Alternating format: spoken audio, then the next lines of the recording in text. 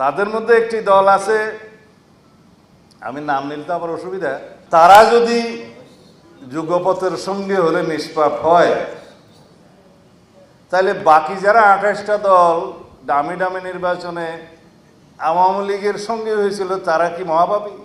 উদ্দেশ্য কি সেটা তো আমরা জানি, আরো একটু কিছুদিন পরে বলবো। তো ভাই সব আপনারা কি নির্ধারণ করে দিয়েছেন বিএনপি বিরোধী দলে যাবে নাকি? আপনারা যখন এত বেশি কনফিডেন্ট হলেন, আত্মবিশ্বাসী হলেন যে সরকারি দল হবেন, তাহলে নির্বাচন না আসেন না কেন? আজকে এই বাহানা, কালকে এই বাহানা, পরশু এই বাহানা দিয়ে নির্বাচনকে বাধাগ্রস্ত করতে চাচ্ছেন কেন?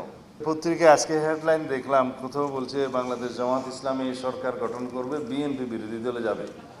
আমার ছোট ভাই হাসনাত আবদুল্লাহ এখানে পুরা এনসিপির ভূত, ভবিষ্যৎ, অতীত সবকিছু বলে গেছে। আমি খুব সমৃদ্ধ হয়েছি, সুখী হয়েছি জেনে।